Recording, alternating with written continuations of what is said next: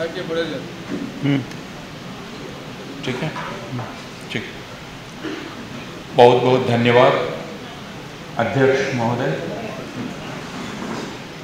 मंच पर उपस्थित सारे साथियों और सभागार में मौजूद मित्रों और साथियों। मैं हिंदी में बात कर रहा हूँ। मुझको आशा है कि आप लोगों को बहुत परेशानी नहीं होगी ना परेशानी जी। ये हिंदी में बात करने वालों की परेशानी है, क्योंकि उनको ऐसा लगता है कि उनको सिर्फ हिंदी आनी चाहिए और कोई दूसरी भाषा नहीं आनी चाहिए, और पूरे भारत वालों को, वो चाहे उड़िया बोलने वाले हों या तेलुगु या तमिल, उन सबको हिंदी आना चाहिए। तो ये हम लोगों की एक न्यूनता है, उसको आप क्षमा करेंगे। मैं हिंदी में आपसे बात कर रहा हूँ। सबसे पहले मैं आपका शुक्रिया अदा करना चाहता हूँ, धन्यवाद देना चाहता हूँ, और मैं आभार मानता हूँ कि आपने मुझे इस योग्य समझा कि आपके इस महत्वपूर्ण सम्मेलन के उद्घाटन के अवसर पर मैं आकर आपसे बातचीत कर सकूं। पिछले 4 वर्षों से मुझे ऐसा लगने लगा है, 4-5 वर्षों से, कि मैं all India insurance employees association का एक तरह से सदस्य हो गया हूँ। तो वो चाहे विशाखापट्टनम हो या पटना हो और बरगढ़ हो, तो मुझे लगता है कि मैं भी आपका सदस्य हूँ, आपके इस फेडरेशन का, इस एसोसिएशन का सदस्य हूँ। तो उसी तरह की भावना के साथ मैं आपके बीच में मौजूद हूँ, और इसलिए भी कि दुनिया में जहाँ भी श्रमिकों का संगठन है, और मैं ये मानता हूँ कि ये जो संगठन है ये एक तरह से श्रमिकों का संगठन है, उससे दूसरे क्षेत्र के श्रमिक को एक तरह की आत्मीयता का अनुभव होना ही चाहिए। आप एक प्रकार के श्रमिक हैं और मैं दूसरे प्रकार का श्रमिक हूँ। मैं अध्यापन का काम करता हूँ, लेकिन वह भी श्रम है, और इसलिए जब श्रमिकों को एक साथ हम इकट्ठा देखते हैं या उनके संगठन को बढ़ते हुए देखते हैं, तो उससे हमें भी एक प्रकार की शक्ति का अनुभव होता है, एक प्रकार की सांत्वना का अनुभव होता है। और वो इसलिए भी कि अभी पूरी दुनिया में यह प्रवृत्ति दिखलाई पड़ रही है, और भारतवर्ष में भी ऐसा दिखलाई पड़ रहा है कि श्रमिकों के संगठन कई जगह बिखर रहे हैं, कमज़ोर हो रहे हैं। ऐसी हालत में जब हम ये देखते हैं कि एक संगठन ऐसा है जिसने अपनी एकजुटता कायम रखी है, और एकजुटता कायम रखने के साथ अपना उत्साह भी बनाए रखा है, तो दूसरे क्षेत्र के श्रमिक को उससे काफ़ी उत्साह मिलता है। इसलिए भी आपके बीच में आकर मुझे उत्साह मिल रहा है, क्योंकि जैसा मैं श्रीकांत जी से कह रहा था कि पिछले दिनों में हम यह देखते हैं कि अध्यापकों के बीच संगठन धीरे धीरे कमज़ोर हो रहा है, उनके बीच संघर्ष की भावना कमज़ोर हो रही है। वे जिस प्रकार से उन्हें मुखर होना चाहिए, जिस प्रकार उनके संगठन की ताकत देखनी चाहिए, अध्यापकों के बीच, शिक्षकों के बीच नहीं दिखलाई पड़ रही है। तो ये एक प्रकार से उनके लिए स्वास्थ्यकर होगा कि वो बीच बीच में insurance employees federation, insurance employees association के सम्मेलनों में शामिल हों, जिससे उनको पता चले कि दरअसल संगठित होने और संघर्षशील होने का अर्थ क्या होता है। इसलिए भी मैं आपको बहुत धन्यवाद देता हूँ कि आपने मुझे अपने बीच आमंत्रित किया है, इस योग्य समझा है। हम सब लोग जब यहाँ बैठकर बातचीत कर रहे हैं और हम इकट्ठा हैं, तो हमें याद रखना चाहिए कि यहाँ से कुछ दूर, बल्कि बहुत दूर, लेकिन मध्य पूर्व में इस वक्त भी बमबारी हो रही है, इस वक्त भी गोलीबारी हो रही है, और जितने मिनट गुजर रहे हैं, हर 10 मिनट पर एक बच्चा गाजा में मारा जा रहा है या एक बच्ची गाजा में मारी जा रही है। यह पिछले 3 हफ्ते से चल रहा है। हर 10 मिनट पर, हर 15 मिनट पर एक बच्ची की हत्या गाज़ा में हो रही है। और दुनिया के जो ताकतवर लोग हैं, वो चाहे अमेरिका के राष्ट्रपति हों बाइडेन, या इंग्लैंड के प्रधानमंत्री हों सुनक, या ऑस्ट्रेलिया के, या फ्रांस के, ये सारे लोग पहली बार इज़राइल को कह रहे हैं कि नहीं, यह हत्याकांड जारी रखो, यह बमबारी जारी रखो, इसके रुकने का कोई अभी समय नहीं है। पूरी दुनिया से हाहाकार उठ रहा है, और हाहाकार उठ रहा है प्रायः श्रमिकों की ओर से, प्रायः ऐसे लोगों की ओर से जिनके हाथ में राज्य की ताकत नहीं है, लेकिन वे हाहाकार कर रहे हैं और वे कह रहे हैं कि गाज़ा में बमबारी रुकनी चाहिए, गाज़ा में सामूहिक हत्या रुकनी चाहिए। लेकिन दुनिया के ताकतवर इज़राइल को वह सामूहिक हत्या करने के लिए हथियार दे रहे हैं, जहाज दे रहे हैं, पैसा दे रहे हैं। अमेरिका की सरकार ने पहली बार ये कहा है कि हम कितना पैसा देंगे और उस पैसे का कैसे इस्तेमाल होगा, इसके लिए हम इज़राइल को कुछ नहीं करेंगे। ये पहली बार हो रहा है। अमेरिका आमतौर पर जब किसी देश को इस प्रकार की सहायता देता है तो वो शर्त लगाता है कि आप इस चीज़ में इस्तेमाल नहीं करेंगे, यहाँ इस्तेमाल नहीं करेंगे। लेकिन अभी अमेरिका ये कह रहा है कि हम इज़राइल को खुली छूट देते हैं कि गाज़ा में वो जैसे भी चाहे वैसे बमबारी कर सकता है, वैसे हत्याएं कर सकता है। तो जब हम लोग बैठकर अपने बारे में बात कर रहे हैं, अपनी समस्याओं के बारे में, अपनी चुनौतियों के बारे में, तो हमें याद रखना पड़ेगा कि हम एक ऐसी दुनिया में हैं जहां मलबे के नीचे हफ्तों से हो सकता है बच्चे दबे हुए हैं, औरतें मारी जा रही हैं। और हम श्रमिक लोग जब यहाँ इकट्ठा हैं तब हमें यह भी याद रखना चाहिए कि अभी परसों से इज़राइल ने उन हज़ारों हजार फिलिस्तीनी श्रमिकों को वापस गाज़ा भेजना शुरू किया है जो जेरूसलम में और इज़राइल में काम कर रहे थे। यानी वे फिलिस्तीनी जो इज़राइलियों के लिए उनके रेस्तरां में, उनके कारखानों में, उनके घरों में, उनके विश्वविद्यालयों में श्रमिक का काम कर रहे थे, उनको उनके काम से हटाकर इज़राइल अब वापस गाज़ा पट्टी में भेज रहा है। अगर आप उनकी तस्वीरें देखेंगे, इज़राइल ने उनको पिछले 3 हफ्ते से इज़राइल के लोगों ने एक तरह से बंधक बनाकर रखा, और उसके बाद अब जब वो इन्हें भेज रहे हैं तो उनके हाथ में उन्होंने पट्टियां लगा दी हैं जिस पर नंबर लिखे हुए हैं। यह काम इज़राइल के लोग कर रहे हैं, यहूदी लोग कर रहे हैं, जो शायद ये नहीं भूले होंगे कि ऑश्विट्स में या दूसरे कंसंट्रेशन कैंप में हिटलर के लोगों ने उनके हाथ पर नंबर लिख दिए थे, गोद दिए थे, वे उनके नंबरों से याद किए जाते थे। ठीक उसी तरह उन्होंने गाज़ा पट्टी के श्रमिकों के हाथ को नंबर की प्लास्टिक बैंड से बांधकर वापस भेजा है। आप इन श्रमिकों को उस जगह में भेज रहे हैं जिस जगह पर लगातार बम गिर रहे हैं।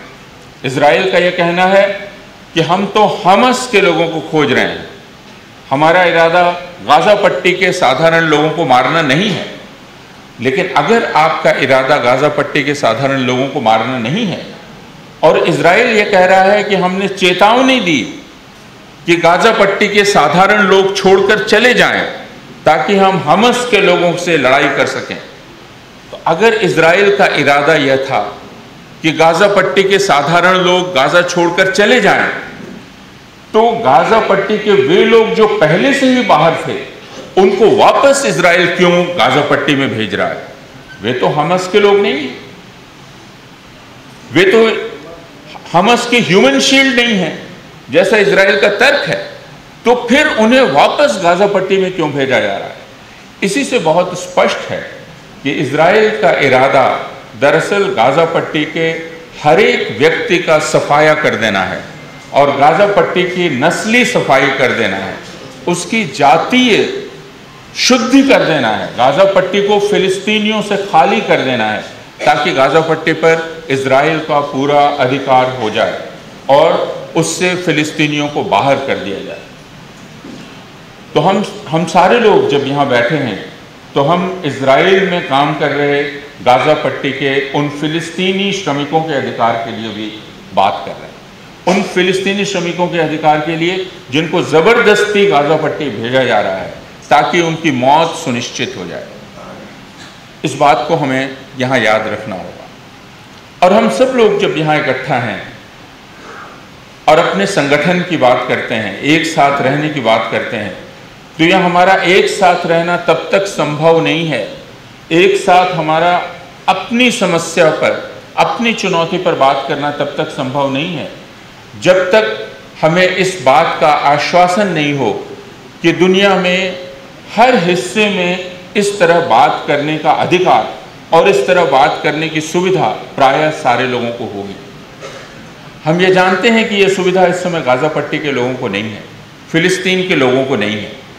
इसलिए जब हम यहाँ एक हॉल में बैठे हुए हैं, शांति से बैठे हुए हैं और हम अगले 24 घंटे तक, उससे भी ज़्यादा समय तक हम लोग एक दूसरे से बातचीत करेंगे, तो हम याद रखेंगे कि इस समय बम गिर रहे होंगे, लोग मारे जा रहे होंगे, लोगों का इलाज नहीं हो रहा होगा, ऑक्सीजन ख़त्म है, पानी ख़त्म है, बिजली ख़त्म है, डॉक्टर हाथ उठा के कह रहे हैं कि इसको रोको क्योंकि अब हम किसी का इलाज नहीं कर सकते। तो यह अशांति जो पूरी दुनिया के आंखों के आगे एक हिस्से में हो रही है, उस अशांति के बीच बैठकर जब हम बात कर रहे हैं तो हमें अपनी जिम्मेदारी का, अपने दायित्व का एहसास और भी ज़्यादा होता है। हमारा शांति से बात करना दुनिया में दूसरी जगह शांति बने रहने के ऊपर ही निर्भर है और उसको सुनिश्चित करना हम सब लोगों का काम है। यह भी हम लोगों के लिए एक विचारणीय विषय है कि क्यों ऐसा है कि इस वक्त जब मैं बमबारी की बात कर रहा हूँ, जब मैं ये कह रहा हूँ कि अमेरिका का राष्ट्रपति, इंग्लैंड का प्रधानमंत्री, फ्रांस का प्रधानमंत्री, ये सारे लोग इजराइल की सरकार के साथ खड़े हैं, उस समय दूसरी तस्वीर यह भी है कि वो चाहे फ्रांस की सड़क हो, वो चाहे इंग्लैंड की सड़क हो, लंदन की सड़क हो, वो चाहे न्यूयॉर्क की सड़क हो, वो चाहे वॉशिंगटन की सड़क हो, वो मैड्रिड की सड़क हो, इन सारी सड़कों पर हजारों लाखों लोग निकलकर इस समय गाज़ा में जो युद्ध किया जा रहा है उस युद्ध के विरुद्ध आवाज़ उठा रहे हैं। ये साधारण लोग और इनमें ज़्यादातर संख्या श्रमिकों की संख्या है, इनमें ज़्यादातर संख्या छात्रों की संख्या है, नौजवानों की संख्या है। फ्रांस ने कहा फिलिस्तीन का नाम लेना गैर कानूनी है, लेकिन फ्रांस के लोगों ने सरकार की बात मानने से इनकार कर दिया। इंग्लैंड की गृह सचिव ने कहा कि अगर आप फिलिस्तीन का नाम लेंगे तो ये गैर कानूनी काम करेंगे, लेकिन इंग्लैंड में लाखों लोग सड़क पर निकल आए। उसी तरह न्यूयॉर्क में लोगों को नौकरी से निकाला जा रहा है। अगर आप फिलिस्तीन का नाम लेंगे तो आपको नौकरी से निकाल दिया जाएगा। अगर आप छात्र हैं और आपने फिलिस्तीन के पक्ष में बात की तो आपको नौकरी नहीं दी जाएगी। लेकिन श्रमिक ऐसे हैं जो अपनी नौकरी जाने का खतरा उठाकर फिलिस्तीनियों के पक्ष में बात कर रहे हैं। व्हाइट हाउस में काम करने वाले बहुत सारे लोगों ने इस्तीफा दिया है, यह कह के इस्तीफा दिया है कि हम एक ऐसी सरकार के साथ काम नहीं कर सकते जो सरकार निहत्थे लोगों को जान से मारने के लिए इजराइल को हथियार दे रही है। तो यह जो साहस है, जिस साहस के साथ वे तमाम लोग अपनी नौकरी छोड़ रहे हैं, अपनी सरकारों को चुनौती दे रहे हैं, उनसे बात कर रहे हैं, अपने राष्ट्रपति से, बाकी लोगों से, यह साहस सिर्फ हमें अपने श्रम से मिलता है। हम जो श्रम करते हैं, हम जो काम करते हैं, उस काम की जो ईमानदारी है, उस ईमानदारी से हमें ये साहस मिलता है कि हम सत्य बोल सकें, हम सत्ता के आगे सर न झुकाएं, बल्कि हम सच के साथ खड़े रह सकें। और इस तरह के सारे सम्मेलन, जिन सम्मेलनों में हम लोग इकट्ठा हैं, ये सारे सम्मेलन हम लोगों को सच बोलने के लिए, इंसाफ, न्याय के साथ खड़े रहने के लिए, जो जनता संघर्ष कर रही है उस संघर्षरत जनता के साथ खड़े रहने के लिए ये सारे सम्मेलन हमें साहस देते हैं। और मुझे उम्मीद है कि आज से कल तक जब आप बातचीत करेंगे तो आप जरूर ही गाजा पट्टी में जो एक तरह से अपनी स्वतंत्रता के लिए संघर्षरत फिलिस्तीनी हैं, आप उनके पक्ष में प्रस्ताव पारित करेंगे और आप उनके पक्ष में बातचीत करेंगे। और यह इस समय दुनिया के किसी भी जीवित मनुष्य का सबसे पहली चिंता होनी चाहिए। फिलिस्तीन की स्वतंत्रता, फिलिस्तीनी लोगों के जान की हिफाजत, फिलिस्तीनी बच्चों के जिंदगी का अधिकार। पिछले 23 दिन में अगर गाजा पट्टी में 10,000 लोग मारे गए हैं और उनमें लगभग आधे बच्चे हैं, 5,000 बच्चे हैं, तो हमें सोचना पड़ेगा कि हम किस प्रकार का विश्व बना रहे हैं, किस प्रकार के आधुनिक विश्व में हम रह रहे हैं जहां हर 10 मिनट 15 मिनट पर बच्चे को मरते हुए देखकर हमारे मन पर कोई प्रभाव नहीं पड़ता है। लेकिन जैसा मैंने कहा, दुनिया 2 हिस्सों में बटी हुई है। एक हिस्सा वह है जो न्याय के पक्ष में, शांति के पक्ष में खड़ा रहता है, और दूसरा हिस्सा वह है जो अन्याय करता है और जो अशांति फैलाता है। और यह संघर्ष बहुत पुराना है, और इस संघर्ष में लगे रहना बिना ये सोचे हुए कि हम जीतेंगे कि नहीं जीतेंगे, इस संघर्ष में लगे रहना ही इस बात का प्रमाण है कि हम और आप सब मनुष्य हैं। तो हम सब जब यहाँ बैठे हैं तो हम इस मनुष्यता को जीवित रखने का भी काम कर रहे हैं। हम जब इस विषय पर बात कर रहे हैं तो हम इस मनुष्यता को जीवित रखने के लिए भी सोच रहे हैं। हम सिर्फ अपने बारे में नहीं सोच रहे हैं, हम सिर्फ अपनी नौकरी के बारे में नहीं सोच रहे हैं, हम सिर्फ इंश्योरेंस एम्प्लॉयज एसोसिएशन या फेडरेशन ये किस तरह बची रहेगी, या इंश्योरेंस एम्प्लॉयज की नौकरी कैसे चलती रहेगी, इसके बारे में नहीं सोच रहे हैं। हम ये चाहते हैं कि पूरी दुनिया में न्याय और शांति स्थापित हो, और उसके बीच में ही हम अपने अधिकार और अपने हक की बात करेंगे। आज जब हम यहाँ बातचीत कर रहे हैं, और जैसा मैंने कहा कि यह श्रमिकों का संगठन है और श्रमिकों का सम्मेलन है, तब हमें याद रखना चाहिए कि कई जीत जो हमने हासिल की थी, और जब मैं हमने कह रहा हूँ तो मैं हमने कहते हुए मैं सोच रहा था कि वह संघर्ष तो हमने नहीं किया था। यानी तकरीबन 200 साल पहले, 150 साल पहले जो संघर्ष दुनिया के किसी और हिस्से में किया गया था, जिस हिस्से के चलते दुनिया के सारे श्रमिकों को कहा कि 8 घंटे काम करने का अधिकार है, यह संघर्ष कोई हमने नहीं किया था, हमारी पिछली पीढ़ी ने किया था। लेकिन वो भारतवर्ष में नहीं हुआ था, दुनिया के दूसरे हिस्से में हुआ था। लेकिन दुनिया के दूसरे हिस्से में जहां यह संघर्ष हुआ, हम भी कहते हैं कि हमने ये संघर्ष, हम उस संघर्ष में अपने आप को शामिल समझते हैं। हम उस संघर्ष के एक तरह से उस संघर्ष के उत्तराधिकारी हैं, और हम ये मानते हैं कि कोई दूसरी भाषा बोलने वाला, किसी दूसरे देश में रहने वाले श्रमिकों ने जो किया, वे सब के सब हमारे पूर्वज हैं। तो हमारी मानवीयता संघर्ष की मानवीयता है, जो उड़िया भाषा तक नहीं है, जो भारत तक नहीं है, जो बल्कि दुनिया भर की संघर्षशील मानवता की मानवता है, और हम सब उसके उत्तराधिकारी हैं। तो यह जो संघर्ष किया गया, जिसके चलते हम सारे लोगों को अब यह अधिकार है जिसको कहा जाता है अवकाश का अधिकार, हम सबको लीजर है, हम सबके पास इसका अधिकार है कि हम ये कह सकें कि इतने घंटे के बाद हम काम नहीं करेंगे। अब पूरी दुनिया में यह प्रवृत्ति दिखलाई पड़ रही है कि हमें यह कहा जा रहा है कि नहीं, अब आपको 16 घंटे 18 घंटे काम करना चाहिए। आपने अभी नारायण मूर्ति जी का वक्तव्य सुना होगा, इन्फोसिस के जो मुखिया हैं, उन्होंने कहा कि लोग बहुत आलसी हो गए हैं और कामचोर हो गए, और अगर भारत को बहुत आगे बढ़ना है तो भारत के लोगों को दिन भर में 16 घंटे 18 घंटे काम करना चाहिए। यह जो वे कह रहे हैं, यह उस पूरे संघर्ष का अपमान है जो संघर्ष इस श्रमिक जनता ने किया, और इस श्रमिक जनता ने अपने लिए अवकाश का अधिकार हासिल किया। और यह अवकाश का अधिकार एक बहुत बड़ा अधिकार है।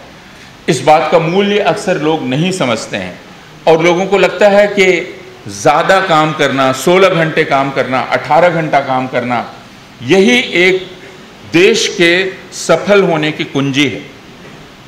लेकिन इस बात को सबसे मजबूती से जिस व्यक्ति ने बतलाया था, उस व्यक्ति का नाम था कार्ल मार्क्स। और कार्ल मार्क्स ने यह बतलाया, लेकिन सिर्फ कार्ल मार्क्स ने नहीं कहा। कार्ल मार्क्स भी जब बात कर रहे थे तो अगर एडम स्मिथ को आप पढ़ेंगे, बाकी लोगों को पढ़ेंगे, तो वे भी ये बात कर रहे थे। दूसरे अर्थशास्त्री, दूसरे दार्शनिक भी ये बात कर रहे थे। कार्ल मार्क्स ने कहा कि मनुष्य का एक बुनियादी अधिकार है अवकाश का अधिकार। उस अवकाश के बिना मेरे पास मनुष्यता नहीं रहती है। यानी यदि आप मुझे 20 घंटा काम में लगाते हैं और यह काम भी वैसा काम है जो एक तरह से मैंने नहीं चुना है, उस काम करने का तरीका क्या होगा वो मेरा तय किया हुआ तरीका नहीं है। उस काम से जो नतीजा निकलेगा उस नतीजे पर भी मेरा कोई अधिकार नहीं है। मैं एक वस्तु बनाऊंगा, मैं एक सामान बनाऊंगा, वो चाहे माइक्रोफोन होगा, वो या कुछ और होगी, या आप हथियार ही समझ लीजिए, हथियार होंगे, उनका क्या किया जाएगा यह तय करने का अधिकार किसी श्रमिक का नहीं। यह तय करने का अधिकार कोई और लेता है।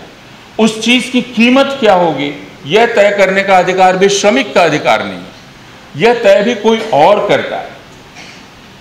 कार्ल मार्क्स ने कहा कि ऐसा जब आप करते हैं तो दरअसल मेरे श्रम को मुझसे अलग करके उसको मेरा दुश्मन बना देते हैं।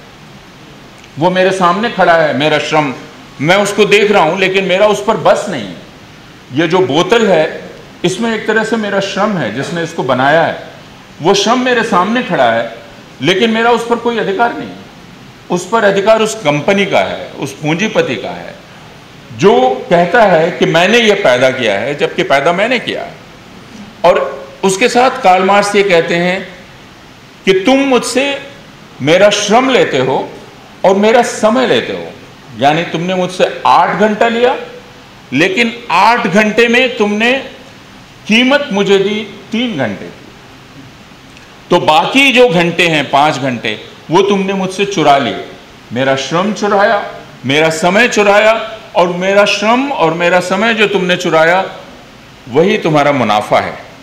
तो ये बहुत आश्चर्य की बात नहीं, जिसको पी साईनाथ अपने भाषणों में लगातार बतलाते हैं कि पिछले 3 वर्षों में जिस समय दुनिया भर के श्रमिकों की आय लगातार नीचे गिरी, दुनिया भर में गरीबी रेखा से श्रमिक नीचे चले गए, उस समय भारतवर्ष में जितने पूंजीपति पैदा हुए उतना पहले कभी नहीं पैदा हुए। उस समय भारत में जितने अरबपति पैदा हुए इन 3 वर्षों में, उतना इसके पहले कभी पैदा नहीं हुआ। तो ये जादू कैसे हो गया? ये जादू कैसे हुआ कि उसी महामारी में जिसमें लाखों लोग गरीब हो गए, उसमें अचानक हजारों हजार अरबपति पैदा हो गए? ये कैसे हुआ? ये जाहिर है, जिसको मार्क्स कहते हैं कि अगर आप इस दुनिया को ध्यान से देखें तो आपको दुनिया इस प्रकार दिखलाई पड़ेगी कि एक तरफ एक व्यक्ति है जो धीरे धीरे कंकाल में बदल जाता है, और दूसरी तरफ एक दूसरा शरीर है जो धीरे धीरे इतना सूज जाता है कि विकृत हो जाता है। तो यह जो पूंजी का शरीर है या पूंजीपति का शरीर है, यह एक सूजा हुआ, फूला हुआ, विकृत शरीर है। यह स्वस्थ शरीर नहीं है। लेकिन श्रमिक भी स्वस्थ नहीं है, क्योंकि वह धीरे धीरे कंकाल में बदल रहा है।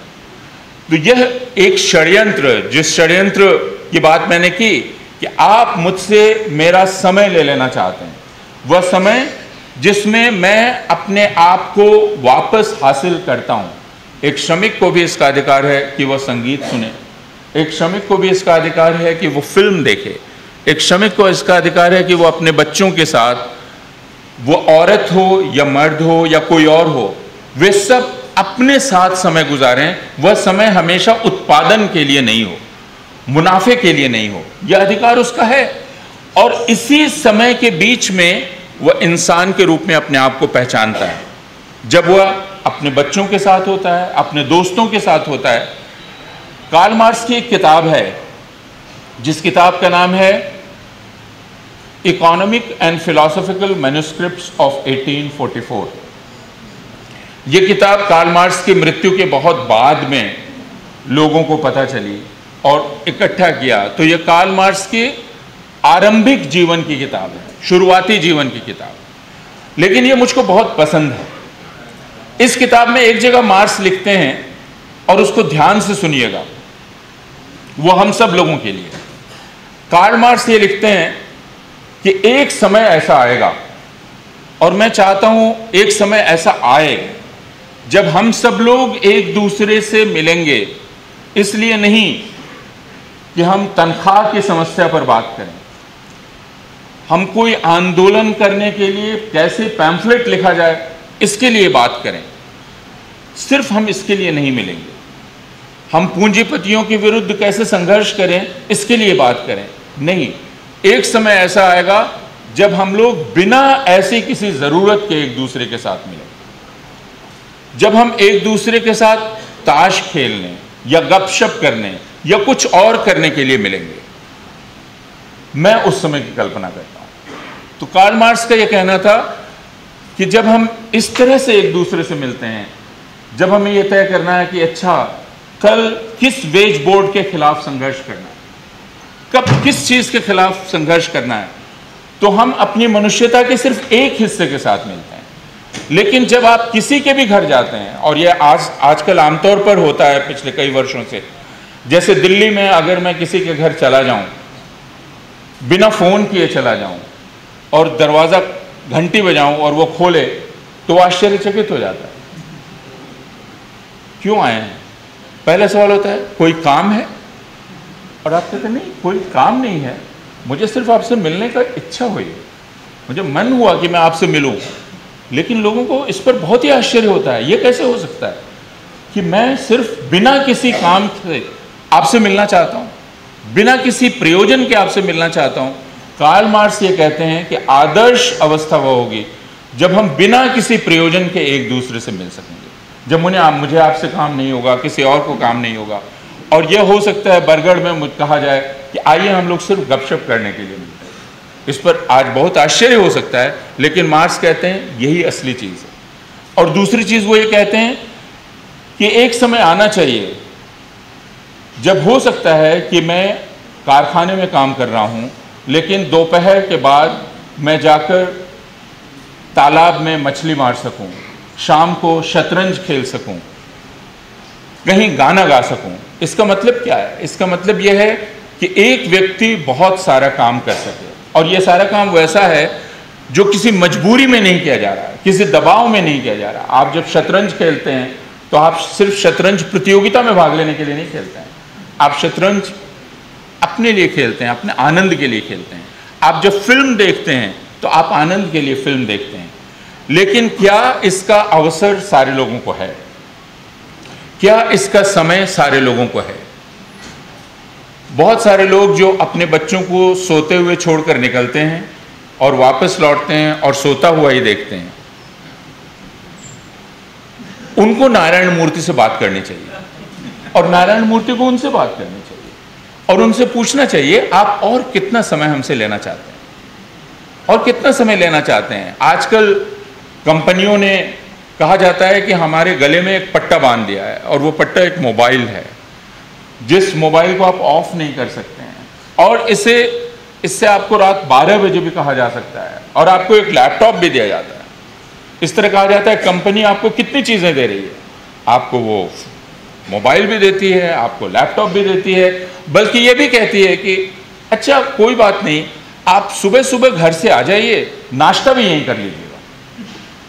ऐसे भी बहुत सारे ऑफिसेज हैं जो कहते हैं नाश्ता भी यहीं कर लीजिएगा, कॉफ़ी मशीन लगी हुई है, लेकिन दरअसल वो आपसे आपका सारा समय ले लेना चाहते हैं। आप सुबह 7 बजे आ जाइए और रात के 10 बजे तक रहिए, आपको ये भ्रम होगा कि आपका पूरा ख्याल रखा जा रहा है, लेकिन दरअसल वो आपसे आपकी पूरी मनुष्यता को निचोड़ रहा है और मुनाफा कायम कर रहा है। इस तरह की जगह बेंगलोर में बहुत हैं जहाँ के नारायण मूर्ति साहब हैं, और शायद उन्होंने ये संस्कृति शुरू की तो लोगों को शुरू में बहुत अच्छा लगा। Office space, coffee machine, office space, phone कर दीजिए आपका नाश्ता, ऑफिस स्पेस, डिनर भी आप यहीं कर सकते हैं। लेकिन आप सुबह 7 बजे से रात के 9 बजे तक बंदी हैं, उस फर्म के बंदी हैं, और उसके बाद आप अपना फ़ोन ऑफ नहीं कर सकते हैं। आप ट्रेन में चलते हुए, मैं हमेशा ट्रेन में या फ्लाइट में देखता हूँ लोग परेशान हैं, टेबल बना रहे हैं, एक्सेल शीट पर काम कर रहे हैं, फ़ोन उठा रहे हैं। मैं फ्लाइट में भी सुनता हूँ कि वो फ़ोन उठा रहा है और वो रिपोर्ट कर रहा है क्या कर रहा है, यानी कोई भी समय उसका समय नहीं। और नारायण मूर्ति अब इतने ढीठ हो गए हैं कि अब ये बात वो खुल कर कह रहे हैं। इसका मतलब ये है कि हमारे पूर्वजों ने जो संघर्ष किया और जिसके चलते उन्होंने हमें अधिकार दिया, उस सारे संघर्ष को कुचलकर हम नारायण मूर्ति की बात मान लें, तो हमें नारायण मूर्ति को कहना पड़ेगा कि आपको आपका मुनाफा मुबारक हो, हमें अपनी मनुष्यता चाहिए और हम अपनी मनुष्यता को और ज़्यादा हासिल करना चाहते हैं। और बिना अवकाश के मनुष्यता संभव नहीं है, बिना एक ऐसे समय के जिस पर सिर्फ मेरा अधिकार हो, उस समय में किसी का हस्तक्षेप नहीं हो सके, बिना उस समय के आदमियत, इंसानियत संभव नहीं है। इस बात को किसी से भी ज़्यादा दुनिया भर की औरतें समझती हैं, दुनिया भर की महिलाएं समझती हैं, क्योंकि ऑफिस में, दफ्तरों में, कारखानों में तो काम करने की एक बात है, लेकिन घर पे सुबह से रात तक जो औरत काम करती रहती है, जिस औरत को किसी प्रकार की कोई छुट्टी नहीं रहती है ना, और उस औरत को लोग कहते हैं कि ये तो कोई, आप पूछें कि आप क्या करती हैं, नहीं मैं कुछ नहीं करती हूँ, मैं हाउसवाइफ हूँ। लेकिन वो हाउसवाइफ नहीं है। मैंने एक कहानी बहुत पहले पढ़ी थी जिसमें एक साहब ने, एक मर्द ने औरत को से बात हो रही थी तो कहा कि मैं तो इतनी दूर जाता हूँ और मैं इतना चलता हूँ और मैं इतना काम करता हूँ। तो औरत ने उसको कहा कि ठीक है तुम एक दिन घर में रहो, और उसके हाथ में उसने वो घड़ी जो होती है ना जिससे आप कदम गिन सकते हैं, वो घड़ी दी, और फिर रात में पूछा कि तो फिर देखा कितना चले। बोला ये तो बहुत ज़्यादा है, ये तो घर में बहुत चलना पड़ता है। तो उसने कहा लेकिन तुम तो कह रहे थे कि मैं आराम से रहती हूँ, मैं तो कुछ करती नहीं हूँ, जबकि पूरे दिन तुम घूमते रहते हो, तुम काम करते रहते हो, और मैं घर में इतनी ही दूर में इत्मीनान से रहती हूँ। क्या सिर्फ रसोई गई, कभी कुछ छौंक लगा दिया, फिर वहाँ से कोई सामान उठाया, फिर फ्रिज में देखा, फिर कुछ और किया, ये तो कोई काम नहीं है। लेकिन रात में जब आपने उसको गिना तब आपको पता चला कि वह काम है, वह चलना है, वह श्रम है। तो आप जब तक उसको गिनते नहीं हैं, जब तक आप उसको परिमाण में नहीं डालते हैं, तब तक आपको श्रम का पता नहीं चलता है। और इसलिए दुनिया भर की औरतों को यह कहा जाता था कि वो तो काम नहीं करती हैं, वो हाउसवाइफ हैं। बाद में ये कहा जाने लगा वो होम मेकर हैं, वो घर बनाती हैं। ये जो भाषा में परिवर्तन होता है, अंग्रेजी में परिवर्तन काफ़ी होता है, क्योंकि अंग्रेजी वाले समझते हैं कि उनसे गलती क्या हुई। तो पहले आप हाउसवाइफ कहते थे, लेकिन बाद में आपने कहा नहीं, होम मेकर है। घर को बनाना एक बहुत बड़ा काम है, उस काम, उसमें श्रम है, उस श्रम की अपनी कीमत है। वह कीमत मिलनी चाहिए कि नहीं मिलनी चाहिए, इसको लेकर बहुत बहस है। दुनिया भर के नारीवादी आंदोलनों में बहस है, श्रमिक आंदोलन में बहुत बहस है कि आप घर में जो रहती हैं औरतें, उनको आप काम वाला समझेंगे कि नहीं। और औरतों पर दूसरा बोझ अब है कि ठीक है, और आमतौर पर शादी ब्याह में जब बातचीत होती है तो उस बातचीत में ये बहुत चालाकी से पूछा जाता है कि अच्छा तो आप घर का भी काम तो कर लेती हैं ना, क्योंकि अब लड़की है जो MBA कर चुकी है या कुछ और कर चुकी है, तो उससे यह पूछा जाता है कि तो आप खाना भी बना लेती होंगी, आप थोड़ा गाना भी गा लेती होंगी, आप कुछ और भी कर लेती होंगी। इसका मतलब यह है कि ठीक है, ऑफिस जाना अब आपका मुख्य काम है, लेकिन खाना बनाना भी आपका काम है और वो आपको आना चाहिए। और जब आपको वह आएगा तभी आप पूर्ण औरत के रूप में गिनी जाएंगे। तो जो चीज़ औरत के साथ होती आई है, वह चीज़ दुनिया भर के श्रमिकों के साथ होती हुई दिखती है। जिसमें उसको कहा जाता है आपको मल्टीटास्किंग करना चाहिए और उसके बाद भी आपको जीवित रहना चाहिए। और फिर यह कहा जाता है कि आप जब अपनी बात करते हैं, अपनी मांग करते हैं, तो यह एक तरह से आप क्षुद्रता कर रहे हैं, आप स्वार्थ कर रहे हैं। क्योंकि जैसे औरत को कहा जाता है घर के लिए त्याग करना चाहिए, उसको औरत का पूरा श्रम घर के लिए लगना चाहिए, उस तरह श्रमिक को कहा जाता है आपको श्रम राष्ट्र के लिए करना चाहिए, राष्ट्र के विकास के लिए आपको श्रम करना चाहिए। आप ये क्षुद्र वेतन की बात कर रहे हैं, आप बोनस की बात कर रहे हैं, आप बाकी चीज़ों की बात कर रहे हैं, जबकि असली चीज़ है राष्ट्र। और उस राष्ट्र के सामने आपको खड़ा कर दिया जाता है और आपको साबित किया जाता है आप कितने क्षुद्र हैं कि आप अपनी बात कर रहे हैं। तो ये जो राष्ट्र हमारे सामने खड़ा है और मैं उसके सामने खड़ा हूं और मुझे क्षुद्र साबित किया जाता है कि तुम क्षुद्र हो क्योंकि अपने स्वार्थ की बात कर रहे हो, जबकि राष्ट्र तुमसे इतना मांग रहा है। और पिछले 10 सालों से हम एक और बात सुन रहे हैं, जब भी हम उठ के कहते हैं कि भाई तुमने इस साल मेरा इंक्रीमेंट नहीं दिया, इस साल कोई डीए नहीं बढ़ाया, कुछ नहीं बढ़ाया, तो हमको कहा जाता है देखो ये LIC ऑफिस में एयर कंडीशनर में बैठा हुआ ये डिमांड कर रहा है, जबकि सियाचिन में -33 डिग्री सेल्सियस में हमारा सैनिक राष्ट्र के लिए मर रहा है।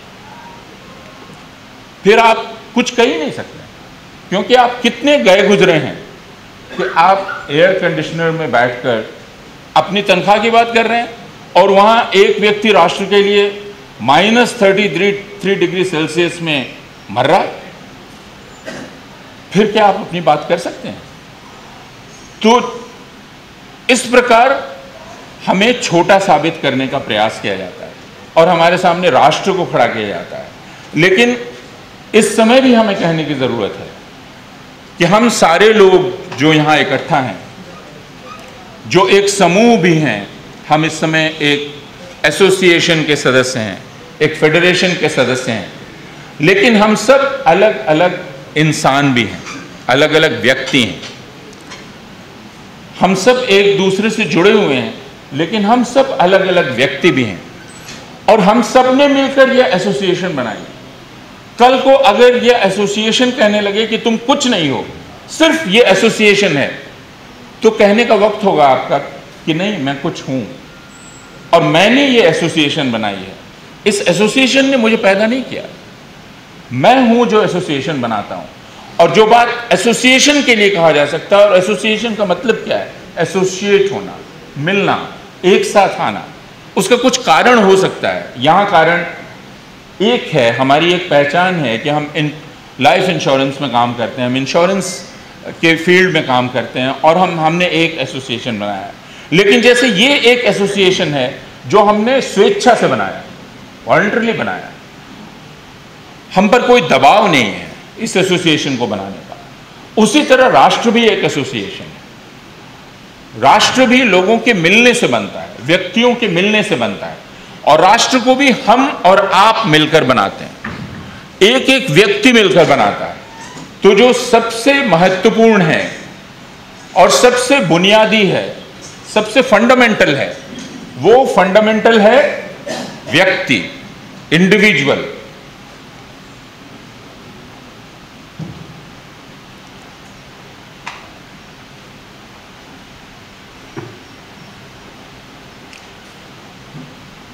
यानी हर एक की अपनी पहचान। तो राष्ट्र भी हम सारे लोग मिलकर बना रहे हैं, राष्ट्र हमको पैदा नहीं कर रहा है। और इस बात को याद रखना इसलिए बहुत जरूरी है कि पूरी दुनिया की सरकारें इस नाम पर हमको अपना गुलाम बना लेती हैं। लेकिन हमें यह कहने की जरूरत है कि राष्ट्र मैंने पैदा किया, राष्ट्र ने मुझे पैदा नहीं किया, राज्य ने मुझे पैदा नहीं किया है, मैंने राज्य को बनाया है, मैंने उसका संगठन किया है। तो we are not the creatures of this state, we are not the creatures of this nation. Nation is our creature, state is our creature, उसको हमने बनाया है।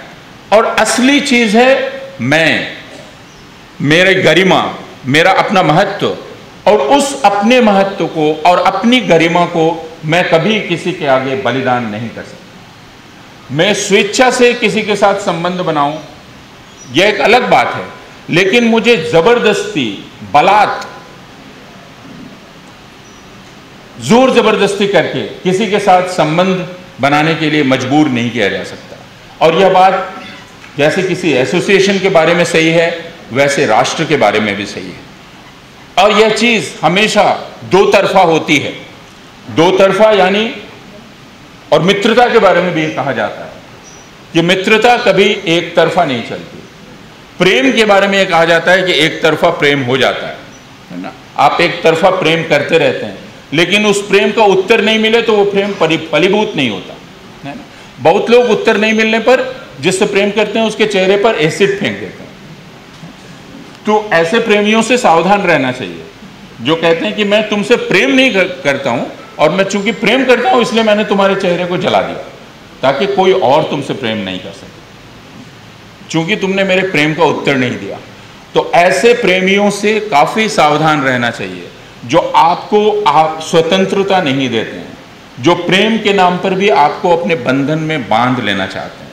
और राष्ट्र एक ऐसी चीज है जो हमेशा प्रेम की भाषा में बात करता है, जो कहता है कि हम और आप प्रेम के बंधन में बंधे हुए हैं, लेकिन वह आपको इस बात की सुविधा नहीं देता, आपको इस बात की इजाजत नहीं देता कि आप अपने ढंग से उससे प्रेम कर सकें। आपको प्रेम का एक तरीका प्रस्तावित किया जाता है, इस तरीके से आप उससे प्रेम करते हैं। तो यह जो एक स्वेच्छा का संबंध है, जैसे मैंने मित्रता के बारे में कहा कि यह परस्पर है, यानी मैं हूं और आप हैं, और हम दोनों एक दूसरे से आदान प्रदान करते हैं।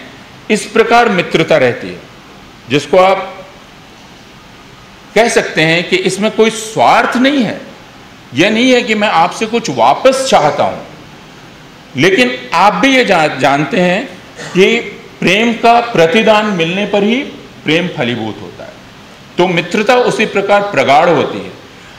राष्ट्र में रहते हुए यदि मुझे यह अनुभव हो कि इस राष्ट्र से मुझे कुछ भी नहीं मिल रहा है, फिर भी मुझे बाध्य किया जाए कि मैं राष्ट्र से प्रेम करता रहूं, तो आप इसके लिए मुझ पर दबाव नहीं डाल सकते। एक श्रमिक इस राष्ट्र में है, और इसका सबसे बड़ा उदाहरण कब दिखलाई पड़ा? इसका सबसे बड़ा उदाहरण दिखलाई पड़ा कोरोना महामारी के दौरान।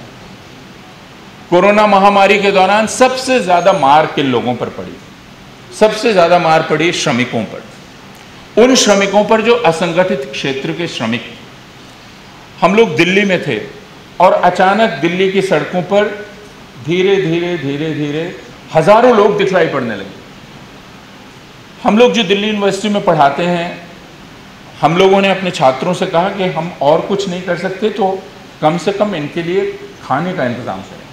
तो हमने मिलकर एक किचन चलाना शुरू किया। लेकिन मेरे एक छात्र ने कहा कि सर, मैं यहाँ 3 साल से दिल्ली में रह रहा हूँ, मुझे नहीं पता था कि ये लोग दिल्ली में ही रहते हैं। और मुझे ये बात बहुत महत्वपूर्ण लगी कि 3 साल से वह दिल्ली में था, हम लोग भी दिल्ली में थे, लेकिन ये हजारों लोग जो अभी हमें दिखने लगे थे, ये हमें उसके पहले कभी दिखते भी नहीं। हमारा उनसे कोई रिश्ता नहीं था, हालांकि हमारी पूरी जिंदगी उनके बिना चलती नहीं, लेकिन हमारा उनसे कोई संबंध नहीं था। और जब कोरोना महामारी आई तो उन्हें उनके मकान मालिक ने कहा कि अब तुम मकान छोड़ दो, क्योंकि उसको पता था कि इनके पास अब काम नहीं है और ये हमें किराया नहीं दे सकते। तो उसने तुरंत कहा मकान छोड़ दो। कारखाने के मालिक ने कहा चले जाओ। वह कारखाने का मालिक, जिसका पूरा कारखाना वही लोग चला रहे थे, उसने कहा हो सकता है उसकी भी मजबूरी हो, लेकिन उसने कहा चले जाओ। और वह सरकार जो इन्हीं के वोट से चलती थी, उस सरकार ने कहा हम क्या कर सकते हैं। तो ये हजारों लोग जब चल रहे थे उस भयंकर धूप में, मार्च से शुरू हुआ, अप्रैल, मई, जून, भयंकर धूप, लोगों के पास चप्पल नहीं थी। मुझे अब तक याद है कि हम लोग बीच बीच में विचार कर रहे थे क्या चाहिए, तो एक समय लोगों ने कहा चप्पल चाहिए, और सैकड़ों हजारों चप्पल इकट्ठा की गई, खरीदी गई ताकि उनको चप्पल दी जा सके। लेकिन यह बात सरकार ने क्यों नहीं सोची? सरकार जो कि राष्ट्र की मालिक है, अगर राष्ट्र को कोई चलाता है तो सरकार चलाती है, लेकिन ये श्रमिक जो पूरे देश को चला रहे थे, जिनके बिना हमारा जीवन संभव नहीं था, आज वो पूरी तरह से निराश्रित कैसे हो गए? और जब इन श्रमिकों की तरफ से, क्योंकि ये भूखे थे, ये प्यासे थे, इनके पैर में चप्पल नहीं थी, इनके गोद में बच्चे थे और ये मर रहे थे, ट्रेन से कट के मर रहे थे, सड़क पे गिर के मर रहे थे। कोई साइकिल चला रहा था 1500 किलोमीटर, उसकी वीरता की कहानी हम छाप रहे थे, देखो कितना वीर है, 1500 किलोमीटर साइकिल चलाकर घर पहुंच गया। लेकिन ये हमारे शर्म की बात, सरकार ने ये नहीं सोचा कि उन पहले 7 दिनों में ट्रेन चलाकर इन सारे लोगों को घर पहुंचाएं, बस में इन सारे लोगों को पहुंचाएं। ट्रेनें तुरंत बंद कर दी गई, बस तुरंत बंद कर दी गई। और हमारे कुछ मित्र सुप्रीम कोर्ट गए, मुझे पता नहीं आपको उस मुकदमे की याद है कि नहीं। हमारे कुछ मित्र सुप्रीम कोर्ट गए या याचिका लेकर गए कि ये सारे मजदूर, हजारों लाखों मजदूर जो पूरे देश में पैदल चल रहे हैं, इन मजदूरों के लिए राहत का इंतजाम सरकार को करना चाहिए, क्योंकि राष्ट्र का इतना शोर है। मैं फिर कह रहा हूं, सरकार हमेशा अपने आप को राष्ट्र की ढाल के पीछे छिपा कर खड़ी हो जाती है। वो कहती है आप मेरी आलोचना कर रहे हैं, नहीं आप राष्ट्र की आलोचना कर रहे हैं, आप मेरा विरोध कर रहे हैं, नहीं आप राष्ट्र विरोधी हैं। तो वही जो राष्ट्र को का मुकुट पहन के चलती है सरकार। सुप्रीम कोर्ट में हम गए, हमने कहा कि हमारे मित्रों ने कहा कि इन सारे लोगों को राहत मिलनी चाहिए। तो जो सरकार का प्रतिनिधि है, सॉलिसिटर जनरल तुषार मेहता, उसने सुप्रीम कोर्ट को कहा कि हुजूर कोई भी सड़क पे नहीं है। और सुप्रीम कोर्ट के जो जज साहब लोग हैं वो भी अखबार पढ़ते हैं, हम उम्मीद करते हैं कि वो अखबार पढ़ते हैं, हम ऐसा सोचते हैं। वो भी टेलीविजन देखते हैं, वो भी ट्विटर देखते हैं, वो भी बाकी चीजें देखते हैं। लेकिन राज्य ने कहा, राज्य के मुख से निकला, सॉलिसिटर जनरल राज्य का मुख है, राज्य के मुख ने कहा कि राज्य की आंखों ने सड़क पर कुछ भी नहीं देखा है, कोई नहीं है, ये लोग जो आपके पास अर्जी लेके आए हैं ये झूठ बोल रहे हैं। और सुप्रीम कोर्ट ने कहा जब राज्य की आंख कुछ नहीं देख रही है, राज्य का मुख ऐसे बोल रहा, सुप्रीम कोर्ट को लगा इसके बाद किसी चीज की जरूरत नहीं, किसी पोषण की जरूरत नहीं है, उसके बाद श्रमिकों के बच्चे को कभी भी दूध की जरूरत नहीं होगी, उनको किसी तरह की दवा की जरूरत नहीं होगी, उनको कोई पैसा नहीं चाहिए। और मुझे कार्ल मार्क्स याद आ गया। कार्ल मार्क्स ने कहा पूंजीवाद हमें जीवित रखना चाहता है, लेकिन हमें वह मनुष्यता के निम्नतम स्तर पर जीवित रखना चाहता है।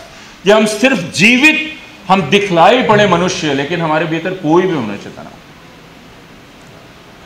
क्योंकि हम सारे लोग जानते हैं और ये सबको पता है कि अगर 5 साल की उम्र तक, 3 साल की उम्र तक बच्चे को ठीक पोषण नहीं मिले तो उसका दिमाग हमेशा के लिए कमजोर होता है, उसका शरीर हमेशा के लिए कमजोर होता है। तो एक बच्चा जो पूर्ण पोषण लेकर जी रहा है और एक बच्चा जो न्यूनतम पोषण लेकर सिर्फ जी रहा है, उन दोनों में बहुत फर्क होता है। फिर आप कहते हैं ये प्रतिभावान है और वो प्रतिभाहीन है, लेकिन उसका कारण है क्योंकि आपने उसको सिर्फ जीवित रखा है ताकि वो सिर्फ दिखने में मनुष्य दिखलाई पड़े और कुछ नहीं। सिर्फ जो आपके लिए मेहनत करके मुनाफे के लिए सामान बनाते, उसके आगे वह अपने कुछ नहीं कर पाए। तो यह अवस्था जो कार्ल मार्क्स ने अपने समय में इंग्लैंड के कारखानों में काम करने वालों का निरीक्षण करते हुए, उनकी रिपोर्टें पढ़ के, वे जिन खोलियों में रहते थे, जिन स्लम्स में रहते थे, उन स्लम्स की रिपोर्ट पढ़ के जो कार्ल मार्क्स ने लिखा था, उनको ये नहीं पता होगा कि उनके जाने के 200 साल बाद यह दुनिया के और हिस्सों में भी वैसे ही होता हुआ दिखलाई पड़ेगा और उसको दुनिया भर के सभ्य लोग जायज़ ठहराएंगे, कहेंगे कि यही उचित है। यह चीज़, जैसा मैंने कहा, सबसे तीव्रता में हमें कोरोना महामारी के दौरान दिखलाई पड़ी, जब राष्ट्र ने समाज के एक बड़े हिस्से को कहा कि तुम्हारा और मेरा कोई रिश्ता नहीं है। जब वे सारे लोग, जैसे आप जैसे लोग, और मुझे पता है कि इस तरह की एसोसिएशंस और फेडरेशंस और छोटे छोटे संगठनों ने काफ़ी पैसा इकट्ठा किया और उनके लोग निकले और उन्होंने मदद की। जब जहां राज्य को दिखना चाहिए था वहां लोग दिख रहे थे। तो ये लोग जो उस समय दिख रहे थे, और जब मुझको अब तक सुप्रीम कोर्ट की वो बहस याद है, और मैं अब आप सारे लोगों से ये कहूंगा कि अब से निगाह रखा कीजिए सुप्रीम कोर्ट में क्या हो रहा है, क्योंकि उसका हमारी जिंदगी से बहुत संबंध है। सुप्रीम कोर्ट में कोई भी मुकदमा चलता है तो ध्यान रखिए कैसा चल रहा है। उस मुकदमे को श्रमिकों की तरफ से लड़ रहे थे कपिल सिब्बल। कपिल सिब्बल ने जब यह बात कही कि राज्य को कुछ करना चाहिए, तो सॉलिसिटर जनरल ने कहा कपिल सिब्बल ने खुद कितना दिया है। यह बहुत अजीब सवाल था। कपिल सिब्बल ने खुद कितना दिया है, यानी आप कपिल सिब्बल को शर्मिंदा कर रहे हैं, क्योंकि कपिल सिब्बल कह रहे हैं कि राज्य की जिम्मेवारी है अपने नागरिकों के प्रति। तो वो कह रहे हैं कपिल सिब्बल ने कितना दिया है। और उस समय राज्य ने कहना शुरू किया सिविल सोसाइटी संगठनों को काम करना चाहिए, उन सबको बाहर निकलना चाहिए। और मुझे अब तक याद है कि हम सब लोग जब, और आप में से भी कई लोगों ने काम किया होगा, हमें राज्य की तरफ से एक फॉर्म दिया गया, स्टेट ने एक फॉर्म दिया, और वो फॉर्म क्या था, आपने किसको कितना किलो दिया है, उसका फ़ोन नंबर, उसका आधार कार्ड। मैंने कहा कि इसमें जब हम किसी को एक राशन किट देने जा रहे हैं तो हम उससे उसका सिग्नेचर लें, हम उससे उसका आधार नंबर लें, हम उससे उसका फ़ोन नंबर लें। लेकिन राज्य ये पूरा रिकॉर्ड लेना चाहता था कि आपने किसको कितना दिया है, पूरा रिकॉर्ड। जबकि उस पूरे प्रयास में राज्य का कोई हाथ नहीं, राज्य एक पैसा मदद नहीं कर रहा है, लेकिन राज्य ये कह रहा है आप खुद जो मेहनत करके कर रहे हैं, आप मुझे रिकॉर्ड दिखलाइए, दीजिए कि आपने क्या किया है। और उसके बाद क्या हुआ, महामारी के समय कहा गया कि नहीं, साधारण लोगों ने बहुत महान काम किया, क्योंकि राज्य को जो करना चाहिए था वो उन्होंने किया।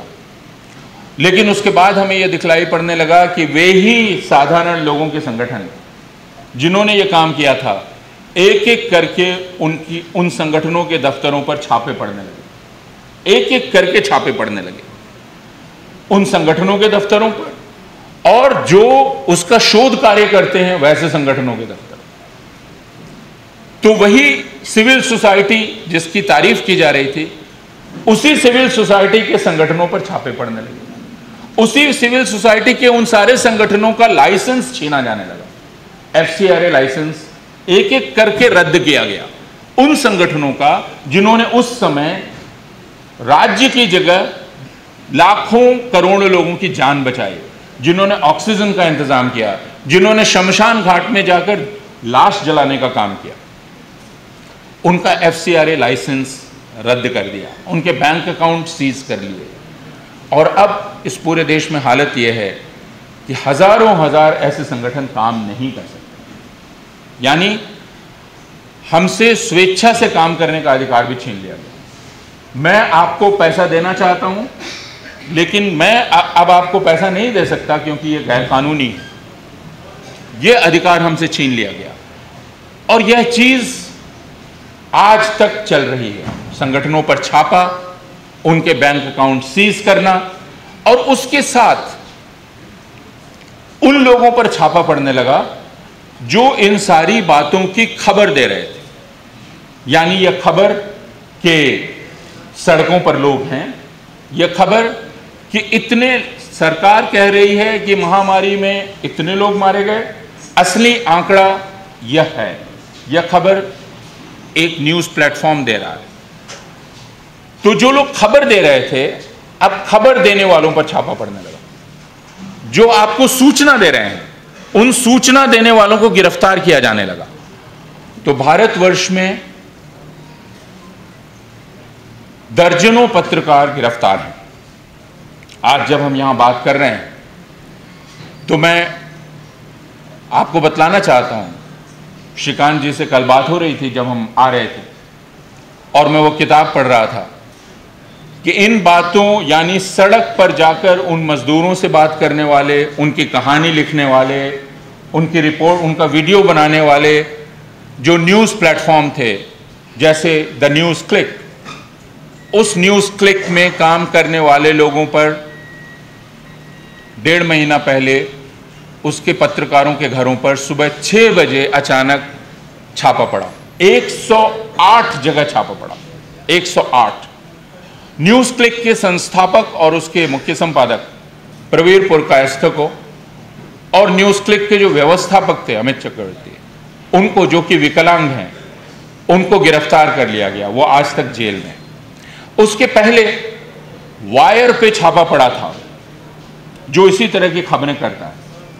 वायर से उस लैपटॉप और बाकी चीजें, टेलीफोन वगैरह पुलिस उठाकर ले गई थी। उसी तरह दूसरे जो समाचार प्लेटफॉर्म हैं, उन समाचार प्लेटफॉर्म्स पर छापा पड़ा। ये समाचार प्लेटफॉर्म क्या कर रहे थे? ये लोगों को सूचना दे रहे थे, बतला रहे थे। और अगर आपके पास सूचना नहीं पहुंचेगी, जिसे मैं कह रहा था राष्ट्र और अपना संबंध, तो मैं कौन हूं? हम सारे लोग जो यहां बैठे हुए हैं, हम सारे लोग जो कहते हैं कि हम व्यक्ति हैं, हम सोचने वाले व्यक्ति हैं। मनुष्य के बारे में यह कहा जाता है कि मनुष्य दूसरे प्राणियों से इसलिए भिन्न है कि वह सोच सकता है।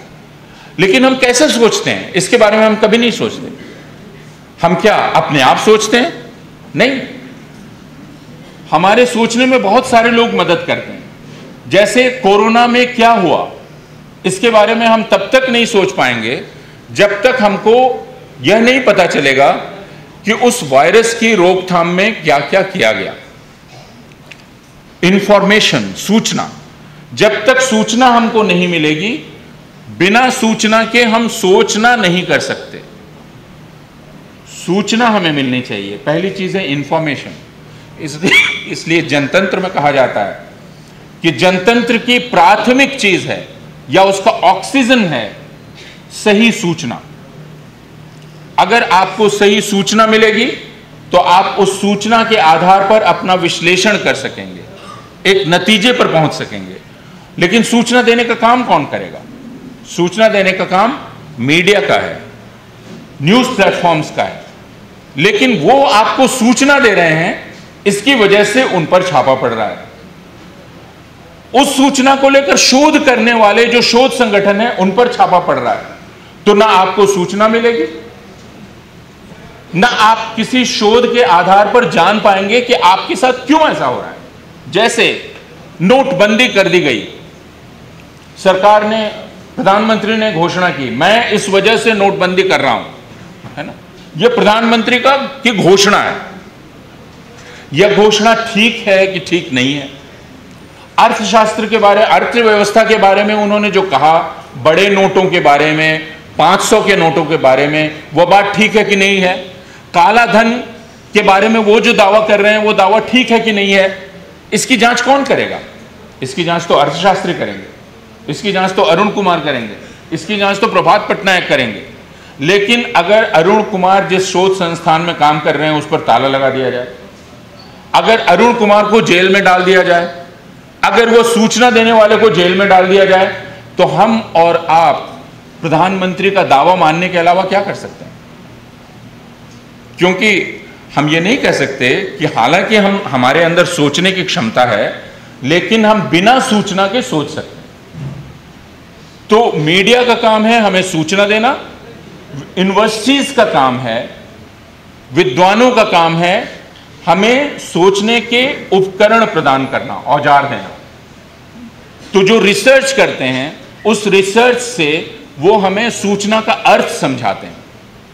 लेकिन इस वक्त आपके भारतवर्ष में दोनों ही चीजें, इन दोनों चीजों को अपराध डिक्लेयर कर दिया गया है। जो सूचना देता है वह अपराधी है, जो सोचने के लिए आपको उपकरण मुहैया कराता है वो भी अपराधी है।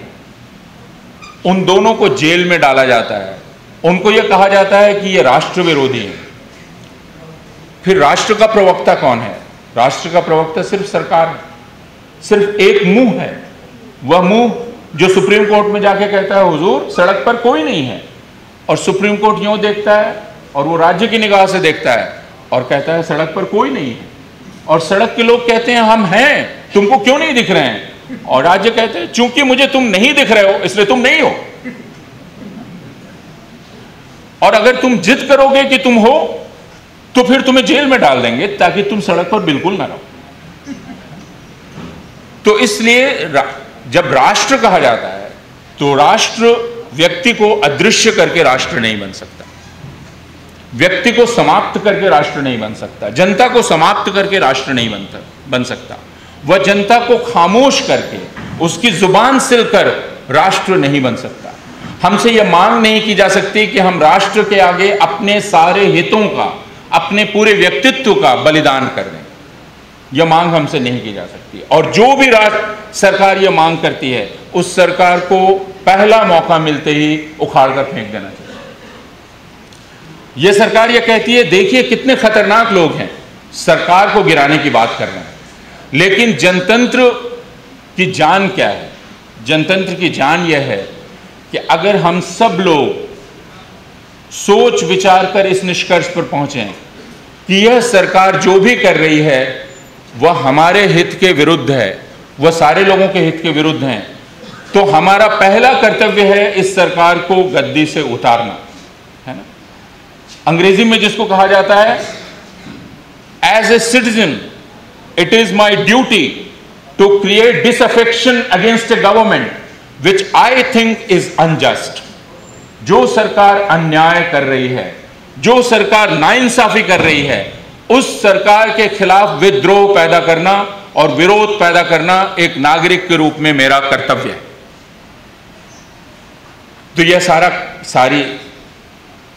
यह पूरा कर्तव्य जिसका निर्वाह हम करते हैं, और जैसा मैंने कहा यह निर्वाह परस्परता में होता है, एक दूसरे से संबंध बनाकर होता है, उस संबंध को पहचान कर होता है।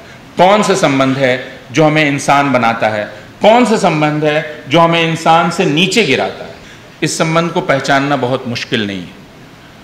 कभी कभी यह बहुत सरल होता है लेकिन लोग इसको बहुत जटिल बना देते हैं। सिर्फ एक सवाल करना होता है कि मैं जो ये कर रहा हूं उससे क्या मेरा दायरा सिकुड़ रहा है या वो बढ़ रहा है। बस इस प्रश्न के उत्तर में सारा उत्तर निहित है। अगर आपका दायरा सिकुड़ रहा है तो वह काम नहीं किया जाना चाहिए, और अगर आपका दायरा बढ़ रहा है तो उस काम को किया जाना चाहिए, भले ही उसका फल तुरंत मिले या नहीं मिले। तो हम सब लोग जो इस समय इस हॉल में एक सीमित ढंग से बैठे हुए हैं, हम सब दरअसल इसलिए बैठे हुए हैं कि हम हर तरह की सीमा को तोड़ सकें, हम इस सीमा को पार करके नए प्रकार के संबंध कायम कर सकें। हम सिर्फ अपनी चिंता से पीड़ित न हों, बल्कि हमें कई बार ऐसा लगे कि हमारी चिंता से बड़ी गाजा की चिंता है, हमारी चिंता से बड़ी किसी और की चिंता है, और वह चिंता ऐसी होनी चाहिए जिससे हमारी नींद चली जाए।